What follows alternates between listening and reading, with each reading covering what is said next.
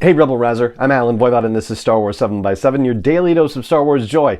And thank you so much for joining me for it. So, Moff Gideon has been up to something big, as we know, from the 3 seasons of The Mandalorian we've gotten so far. There's something that he says, or a couple things he says, in this most recent episode, The Spies, that really illuminates what it is he's exactly up to. And we can start that analysis by considering a lie that he tells. Specifically, it's a lie that he tells to Commandant Brendol Hux when Hux says that he's heard rumors about Moff Gideon using Dr. Pershing for his own experiments on Navarro.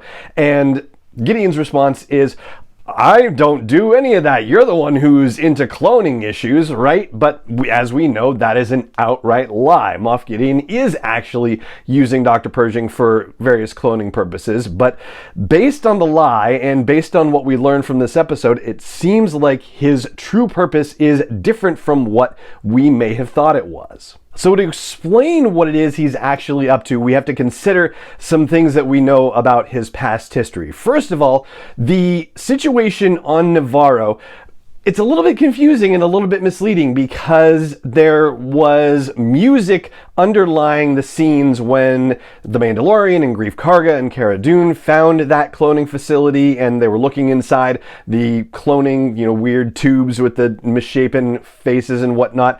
And the music behind that was related to stuff in the sequel trilogy, particularly to Snoke. So the suggestion was that this was about cloning Snoke and, by extension, cloning to get to Emperor Palpatine being resurrected. But we have to stop and reconsider what it was that was actually happening at that cloning facility. In particular, what Dr. Pershing says in his hologram transmission is that there were volunteers who were getting Grogu's blood or a sample of Grogu's blood injected, and they were fine with it for a couple of weeks until then very bad things happened, and obviously the experiments weren't working. So we thought, again, that they were trying to figure out how to get clones to use the Force, and that's a story that we've heard along with The Rise of Skywalker and also Shadow of the Sith, the novel by Adam Christopher. But if Moff Gideon is not involved in Project Necromancer, which it sounds like he's not based on the conversations that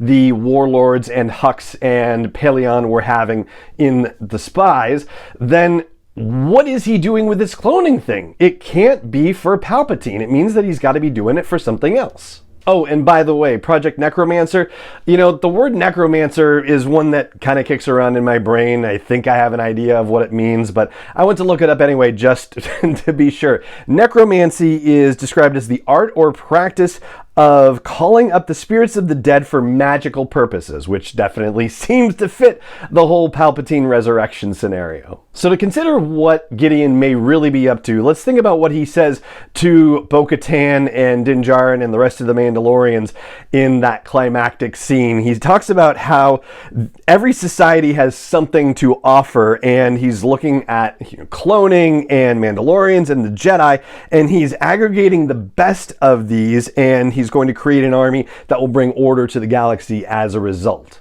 So you might then jump to the conclusion that his goal is to create a clone army of these next generation Dark Troopers that attacked all the Mandalorians, but that doesn't feel quite right either. The reason why that's the case is because in season 2, in the very final episode, The Rescue, when the Dark Troopers were introduced, oh, and actually they were introduced a couple episodes previous in the tragedy, but what he talked about with those Dark Troopers was that they had eliminated the final flaw in the Dark Troopers, which was the human inside the suit. That was how he described it. So these next generation Dark Troopers, this wouldn't be a perfection for him because it actually involves humans inside.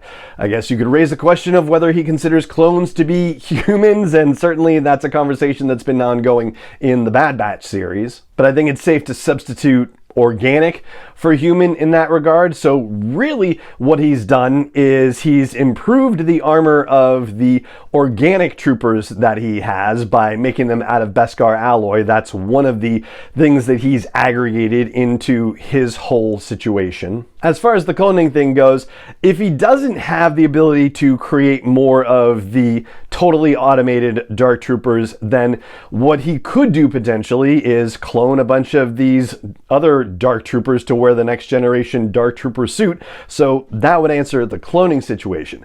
But then there's the whole Jedi thing, and that's where the Grogu blood ties in.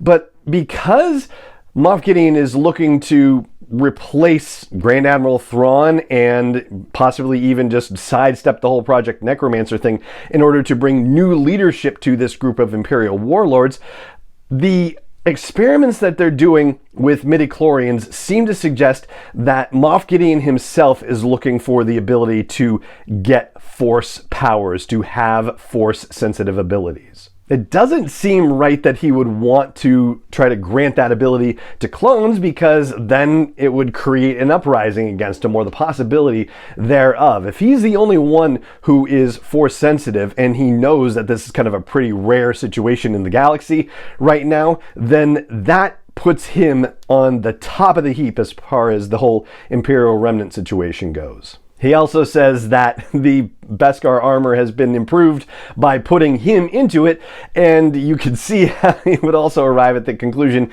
that the ability to use the Force would only be improved by the fact that he would be able to do it. So that's what I think Moff Gideon is up to with his talk about cloning and Mandalorians and the Jedi and aggravating various things from different societies. He's using Mandalorian armor to improve the existing body of people that he has to throw at various situations and ultimately the New Republic. He's improving the cloning situation with Dr. Pershing's knowledge to potentially grow his organic army and create more cannon fodder for all intents and purposes. And the Jedi side of things is that so he himself can develop Force powers. And I would love to hear what you think about this, if you think that this makes sense. So please, if you're catching this on YouTube, drop a comment in the comments. They're right there. And if you're catching the audio version, then please swing over to the blog post for this show's episode at sw7x7.com and drop a comment there and let me know what you think.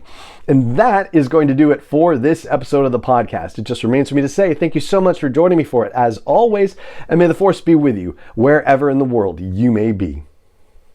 7x7 is not endorsed or sponsored yet by Lucasfilm Limited, Disney, or 20th Century Fox, and is intended for entertainment and information purposes only. Star Wars, the Star Wars logo, all names and pictures of Star Wars characters, vehicles, and any other Star Wars related items are registered trademarks and/or copyrights of Lucasfilm Limited, or their respective trademark and copyright holders. May the Force be with them. All original content is copyright 2021 by Star Wars 7x7. We hope you love it.